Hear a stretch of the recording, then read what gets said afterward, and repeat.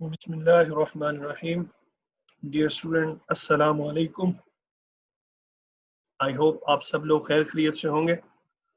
बेटा, आज जो हमने टॉपिक डिस्कस करना है वो प्लाज्मा मेम्ब्रेन के हवाले से है कि प्लाज्मा मेम्ब्रेन का स्ट्रक्चर कैसा होता है, इसकी कंपोजिशन क्या है और ये क्या क्या रोल प्ले करता है inside and outside the cell, और इसका इन्वायरमेंट के साथ क्या इंटरएक्शन जो है वो रहता है।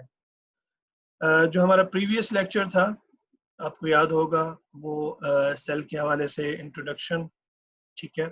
फिर हमने कंपैरिजन किया था prokaryotic cell and eukaryotic cell का। उसके बाद हमने सेल वॉल और उसकी कंपोजिशन को डिस्कस किया था डिटेल के साथ। सो आज जो टॉपिक है हमारा प्लाज्मा मेम्ब्रेन के हवाले से, इसको हम डिस्कस करेंगे। मैं इसको साथ साथ एक्सप्लेन भी करूंगा। बेटा, प्लाज्मा मेम्ब्रेन ये सेल की आउटर मेम्ब्रेन कहलाती है। थिन होती है, फ्लेक्सिबल होती है, और इस मेम्ब्रेन को अगर हम कंपैरिजन देखें तो एनिमल सेल में ये आपको बिल्कुल आउटर बाउंड्री नजर आएगी, जब प्लांट सेल में जो है वो सेल वॉल बाहर की तरफ आउटर बाउंड्री होती है और इनर साइड में प्लाज्मा मेम्ब्रेन मौजूद होती है। But plasma membrane animal cell में भी होगी, प्लांट सेल में भी होगी। इस तरह ये प्रोकैरियोट्स और यूकैरियोट्स में भी प्लाज्मा मेम्ब्रेन मौजूद होती है, ठीक है। बेटा, इसके डिफरेंट नेम्स हैं। इसको प्लाज्मा लीमा भी कहा जाता है, सेल सरफेस या मेम्ब्रेन भी कहते हैं इसको, सेल मेम्ब्रेन भी कहते हैं। इसके डिफरेंट नेम्स हैं। मेन इसका रोल क्या है कि जो भी मटेरियल सेल के अंदर आना है, जाना है सेल से बाहर, ये उसके लिए रास्ता है, इसी से गुजर के जाएगा और आएगा, ठीक है। सो ये आप ऐसे समझें कि ये क्या करता है, कंट्रोल करता है पैसेज ऑफ मटेरियल्स को। इसकी बेटा अगर कंपोजिशन की बात करें तो बेटा इसकी कंपोजिशन में 60 to 80% जो है वो प्रोटीन्स मौजूद होते हैं, जो कि structural and functional role play कर रहे होते हैं। और लिपिड्स की बात करें तो 20 to 40% होते हैं, जिसमें फॉस्फोलिपिड्स या कोलेस्ट्रॉल वगैरह आ जाते हैं। और इसमें कार्बोहाइड्रेट्स की बात करें तो वो बहुत कम अमाउंट में पाए जाते हैं, और वो भी कंजुगेटेड फॉर्म में होते हैं, मीन ग्लाइकोलिपिड, ग्लाइकोप्रोटीन वगैरह में। नेक्स्ट, प्लाज्मा मेम्ब्रेन की अगर हम बात करें स्ट्रक्चर की, तो कुछ साइंटिस्ट थे, उन्होंने फ्लूइड मोज़ेक मॉडल दिया था प्लाज्मा मेम्ब्रेन के हवाले से। इसको फ्लूइड मोज़ेक मॉडल क्यों कहते हैं? पहले तो ये कि किन साइंटिस्ट ने जो है इनको डिस्कवर किया था, ये मॉडल प्रपोज किया था। तो एस जे सिंगर और जे एल निकलसन 1972 में इन्होंने ये मॉडल प्रपोज किया था कि प्लाज्मा मेम्ब्रेन जो है ये फ्लूइड मोज़ेक मॉडल रिप्रेजेंट करती है।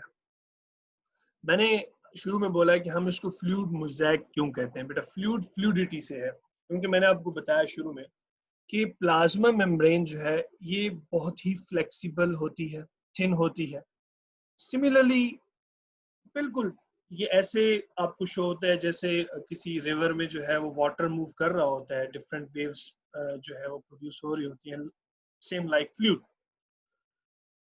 मोज़ेक की टर्म हम यूज करते हैं बर्न से, मीन मोज़ेक के इस, ये जो वाटर मूव कर रहा होता है, ये फ्लूइड मूव कर रहा होता है, इसके अंदर कुछ जगहों पे हम कुछ चीज डाल दें और वो तैरती तैरती फ्लूइड के साथ मूव करती हुई नजर आए। इसकी बेस्ट एग्जांपल आपकी बुक ने दी है कि फॉर एग्जांपल अगर कोई रिवर है या ओशन है, उसमें आप देखें जब ग्लेशियर टूटता है तो जो आइस है उसके डिफरेंट पार्ट्स जो हैं वो फ्लोट करते हुए नजर आते हैं। तो ये सेम ऐसे ही जो है आपकी प्लाज्मा मेम्ब्रेन जो है उसकी आप समझिए कि इस तरह की रिप्रेजेंटेशन देखने को मिलती है। फिर ये फॉस्फोलिपिड बायलेयर है। अब मैं थोड़ा सा एक्सप्लेन भी कर दूं इसको, इस मॉडल को।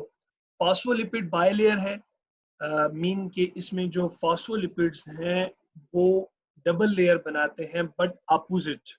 वो मैं आगे डायग्राम में आ रहा है, मैं उसको एक्सप्लेन करूंगा। प्रोटीन मॉलिक्यूल्स इनके अंदर एम्बेडेड होते हैं, जिस तरह मैंने आइसबर्ग्स की एग्जांपल दी आपको। और थिकनेस भी बता दी है यहाँ पे कि 7 नैनोमीटर इसकी जो है वो थिकनेस होती है। ये एसिमेट्रिकल है, बेटा सिमेट्री होती है कि अगर हम किसी भी पार्ट को, किसी भी जो है किसी भी चीज को या किसी भी पोर्शन को डिवाइड करें, तो वो अगर 2-4 इक्वल पार्ट्स में डिवाइड हो तो उसकी कोई सिमेट्री नजर आती है।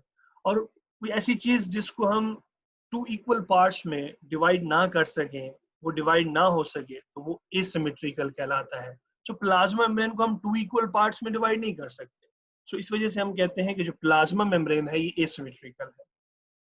अब यहाँ से मैं आपको थोड़ा सा मॉडल एक्सप्लेन करूंगा। देखिए, फॉस्फोलिपिड, फॉस्फोलिपिड को नीचे करके बिल्कुल डाउनवर्ड देखे ना, यहाँ उन्होंने एक्सप्लेन भी किया हुआ है। ये हेड एंड टेल का आपको कॉन्सेप्ट नजर आएगा। हेड जो है ये फॉस्फेट ग्रुप का बना होता है, और जो टेल है ये फैटी एसिड की बनी हुई होती है, फैटी एसिड लिपिड से। ठीक है, हेड क्या है बेटा, ये हाइड्रोफिलिक है और पोलर है।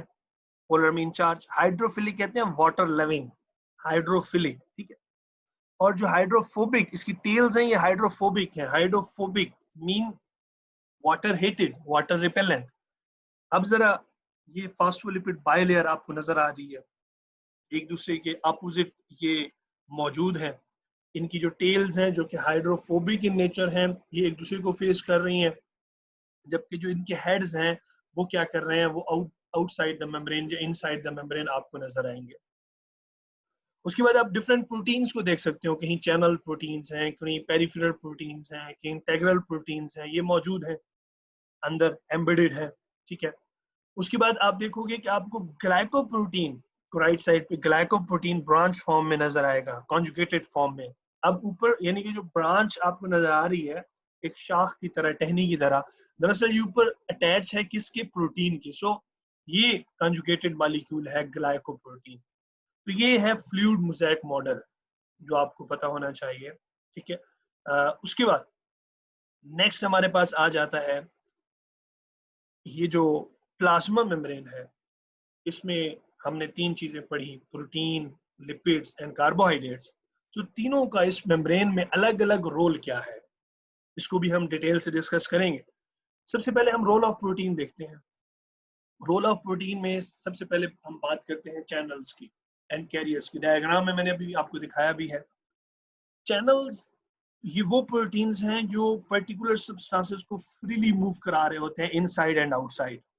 यानी कि प्रोटीन पार्ट्स, प्लाज्मा मेम्ब्रेन के वो प्रोटीन पार्ट्स जो पर्टिकुलर एक खास होते हैं, आयंस, मटेरियल वगैरह, उनको सब्सटेंसेस भी हो, कोई सब्सटेंसेस भी हो सकते हैं, उनको फ्रीली मूव करवा रहे होते हैं inside and outside.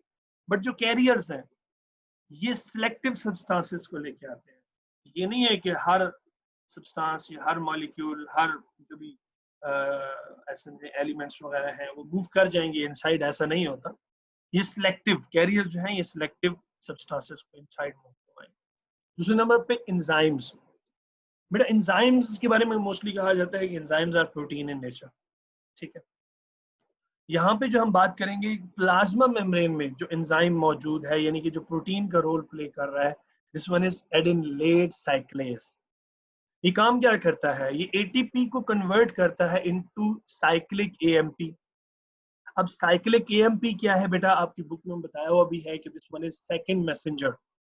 Second messenger mean कि ये जो है ये ऐसा समझें कि सिग्नलिंग का काम करता है। कोई भी मॉलिक्यूल किसी ने अंदर आना है या बाहर जाना है तो ये सिग्नलिंग का काम करता है। सो ये तो हो गया एंजाइम्स के हवाले से। तीसरे नंबर पे है रिसेप्टर मॉलिक्यूल्स। अब रिसेप्टर मॉलिक्यूल्स क्या है बेटा, आप लोगों को अच्छी तरह पता है कि जब भी हमारे बॉडी में कोई भी प्रॉब्लम होता है, कोई भी मतलब एक एक्टिविटी होनी होती है, तो वो रेगुलेट कर रहे होते हैं उनको हार्मोन्स वगैरह। अब जिस एरिया में जो भी एक्टिविटी होनी है, तो ब्रेन हाइपोथैलेमस जब पिट्यूटरी ग्लैंड से हार्मोन सिक्रीट करवाएगा, तो वो हार्मोन्स ब्लड के जरिए से उसी जगह पे जाएंगे जहां उनकी जरूरत होगी। मैं ये चीज आपको समझा रहा हूँ, ये कॉन्सेप्ट जहन में रखना है आप लोगों ने। सो क्या होगा, प्लाज्मा मेम्ब्रेन पे कुछ खास रिसेप्टर मॉलिक्यूल्स होंगे जो उन हार्मोन्स को अटैच करवाएंगे अपने साथ। मिसाल के तौर पे अगर कोई स्टमक का प्रॉब्लम है, हार्मोन्स रिलेट कर रहे हैं स्टमक के साथ, उन्होंने ब्लड में जाना है और ब्लड के जरिए से उन्होंने जाके स्टमक सेल्स पे जो है वो अटैच होना है, सेल मेम्ब्रेन्स पे। तो जो हार्मोन्स आ रहे हैं वो स्टमक पे ही जाके अटैच होंगे, स्टमक के सेल्स मेम्ब्रेन पे ही जाके अटैच होंगे। वो आपके इसोफेगस या आपके नोज या आपकी आई साइड पे जाके नहीं अटैच होंगे, क्योंकि उनका वहां कोई कंसर्न नहीं है, ठीक है, यानी कि ये स्पेसिफिक आप कह सकते हैं। तो ये रिसेप्टर मॉलिक्यूल्स होते हैं। उसके बाद एंटीजेंस। एंटीजेंस की टर्म आप लोगों ने पढ़ी होगी बेटा ब्लड ग्रुप्स के हवाले से, एंटीजन एंटीबॉडी। दरअसल ये क्या करते हैं, हमारा जो इम्यून सिस्टम है, जब भी हमारे इम्यून सिस्टम पे कोई फॉरेन एंटीबॉडी अटैक करती है तो ये एक्टिव हो जाते हैं और उस अटैक को क्या करते हैं, डिफेंड करते हैं, और उससे आपकी बॉडी को कोई भी बैक्टीरियल इन्फेक्शन या बैक्टीरियल वायरल कोई भी अटैक है तो ये क्या करेंगे, ये स्टैंड लेंगे और उसके अगेंस्ट काम करना शुरू कर देंगे। आपके इम्यून सिस्टम को ये इम्प्रूव रखते हैं, स्ट्रॉन्ग रखते हैं। तो ये कोई भी साफ जरा इन्होंने डिटेक्ट कर लेना है, बाहर से कोई भी फॉरेन एंटीबॉडी आएगी, साफ जरा ये उसको डिटेक्ट करने के बाद अटैक कर देंगे और उसको अंदर नहीं अलाउ करेंगे। उसके बाद नेक्स्ट हमारे पास रोल ऑफ लिपिड्स। लिपिड्स का क्या रोल है प्लाज्मा मेम्ब्रेन के हवाले से? सो बेटा सबसे पहले फॉस्फोलिपिड, जैसे कि आपने स्ट्रक्चर में देखा कि ये लिपिड बायलेयर मेम्ब्रेन है, फॉस्फोलिपिड्स। हम क्या करते हैं, रोल क्या है इनका, ये फ्लूइडिटी को मेंटेन करते हैं। अब आपकी बुक में एक टर्म उन्होंने यूज की है, वो भी मैं आपको बता दूं बेटा। जो हमारे पास ऐसे समझ लें अनसैचुरेटेड फैटी एसिड्स होते हैं, उनकी कंसंट्रेशन भी डिपेंड करती है फ्लूइडिटी पे। फ्लूइडिटी जरूरी है, फ्लूइडिटी मेंटेन रहेगी तो मॉलिक्यूल्स का इनसाइड आउटसाइड मूव करना, बाकी प्रोसेस वो फिट रहेंगे। अदरवाइज अगर फ्लूइडिटी में प्रॉब्लम आ गया है तो जो इनसाइड या आउटसाइड मॉलिक्यूल्स ने मूव करना है उसमें प्रॉब्लम बन सकता है। उसके बाद यहाँ पे कोलेस्ट्रॉल का जिक्र भी आपको मिलेगा। अब कोलेस्ट्रॉल क्या करता है बेटा? बेटा जब भी टेम्परेचर वेरिएशन, साफ ज़रा एक्सटर्नल इन्वायरमेंट है, इंटरनल इन्वायरमेंट है, बॉडी की टेम्परेचर वेरिएशन होती रहती है। हमारे बॉडी का टेम्परेचर आपको पता है 37 डिग्री रहता है, अपना बॉडी मेंटेन करती है। तो cholesterol in case of low temperature क्या करेगा, उसको स्टेबलाइज रखेगा उस मेम्ब्रेन को, यानी कि उसका टेम्परेचर मेंटेन रखेगा। तो कोलेस्ट्रॉल का ये रोल है। उसके बाद लास्ट पे हमारे पास रोल ऑफ कार्बोहाइड्रेट्स। कार्बोहाइड्रेट्स क्या रोल प्ले करते हैं? जी बेटा, ये सेल सरफेस मार्कर्स का रोल प्ले करते हैं। मैंने कहा ये बहुत कम अमाउंट होती है जो प्लाज्मा मेम्ब्रेन पे मौजूद होते हैं, और वो कॉन्जुगेटेड फॉर्म में होती है। Glycolipids, glycoprotein, glyco mean glucose, lipids mean lipids, और ग्लाइकोप्रोटीन यहाँ भी ग्लूकोज प्लस प्रोटीन्स। ये काम करते हैं सेल सरफेस मार्कर्स का। अब ये चीज समझने वाली है कि सेल सरफेस मार्कर्स होते क्या है। मैं एक छोटी सी बात आपको बताऊंगा, फिर मैं इसकी तरफ आता हूँ। बेटा आपने अक्सर देखा होगा कि जब आप बड़ी मार्केट्स वगैरह में या शॉपिंग मॉल्स में जाएं तो वहां पे टैगिंग लगी होती है डिफरेंट लोकेशन पे, जो उनके पास सामान पड़ा होता है, चाहे वो कपड़े हैं, ग्रोसरी है, चाहे वो फ्रूट्स हैं, वेजिटेबल्स हैं, वहाँ टैग लगे होते हैं, यहाँ पे ये चीज मौजूद है, यहाँ पे ये चीज। उस पोर्शन में, उस रैक में वही चीज रखी जाती है जिसका टैग लगा होता है, ठीक है। अगर मिसप्लेस हो जाए तो ऑकवर्ड लगेगा, ठीक है। सिमिलरली ह्यूमन बॉडी में, या आप ऐसा समझेंगे लिविंग ऑर्गेनिज्म में, जो आपके स्पेसिफिक पोर्शन है बॉडी के, स्पेसिफिक ऑर्गन सिस्टम है, स्पेसिफिक ऑर्गन्स हैं, तो वहां सेल्स पर टैग लगे हुए हैं। टैग किस फॉर्म में? ग्लाइकोलिपिड और ग्लाइकोप्रोटीन की फॉर्म में। ये क्या करते हैं, ये सिर्फ और सिर्फ वहां उसी सेल को आने देते हैं, अटैच होने देते हैं जो उससे रेलिवेंट होता है, ठीक है। अगर जरा सा भी मैं एग्जांपल देता हूँ आपको। मिसाल के तौर पे अगर आपके स्टमक का कोई सेल जो है, या आपके ब्रेन का कोई सेल जो है वो नया बना है, या पहले मतलब कोई डिफॉल्ट है, नए सेल्स बने हैं, तो जो नए सेल्स बने हैं तो स्टमक वाले सेल्स स्टमक को ही जाके अटैच होंगे, क्योंकि वहाँ ग्लाइकोप्रोटीन या ग्लाइकोलिपिड उनके सेल की जो मेम्ब्रेन है वहां मौजूद होंगे। वो सिर्फ और सिर्फ उन्हीं को अटैच करेंगे, ना कि स्टमक के सेल, ना कि नोज के सेल्स वहां जाके अटैच होंगे। सो ये चीज आपने जहन में रखनी है कि सेल सरफेस मार्कर एक टैग है जो हर जो ऑर्गन है वहां मौजूद होते हैं, ऑर्गन्स के सेल्स पे। और उन्हीं के जो सेल्स हैं, जो नो, आप ऐसे समझ लें कि कोई नया सेल बना है या पुराने टूट के वहां कोई चेंज आया है, तो सिर्फ और सिर्फ वही सेल्स, उससे रेलेवेंट सेल्स ही अटैच होंगे, और सेल्स वहां आके अटैच नहीं होंगे। उसके बाद हमारा लास्ट टॉपिक है आज का, this one is cells interaction with environment. ये जो हमारे पास प्लाज्मा मेम्ब्रेन है जिसके बारे में हम पढ़ रहे हैं, ये इन्वायरमेंट के साथ कैसे इंटरेक्ट करती है। सबसे पहले हम ट्रांसपोर्ट के हवाले से बात करेंगे। न्यूट्रिएंट्स ऑब्टेन करते हैं, आयोनिक ग्रेडियंट जनरेट किया जाता है। न्यूट्रिएंट्स की बात तो सिंपल है, साफ ज़रा न्यूट्रिएंट्स रिक्वायर्ड होते हैं, वो इनसाइड मूव करेंगे, ठीक है। अब ये जो बात की है ना जनरेट आयोनिक ग्रेडियंट, बेटा ये कुछ पॉइंट्स होते हैं जो हमारे बॉडी की डिफरेंट एक्टिविटीज में अपना रोल प्ले कर रहे होते हैं। फॉर एग्जांपल जिस तरह कैल्शियम है, कैल्शियम क्या करता है, आपकी मस्कुलर एक्टिविटी में इन्वॉल्व होता है, कैल्शियम आयन। इसी तरह हम सोडियम एंड पोटेशियम की अगर बात करें तो वो आपकी जो नर्वस सिस्टम है या नर्वस कोऑर्डिनेशन है उसमें इन्वॉल्व होता है, इस चीज को भी मेंटेन किया जाता है। उसके अलावा ये यूजफुल और वेस्ट सब्सटेंसेस को सिक्रीट करते हैं और पीएच को भी मेंटेन करते हैं।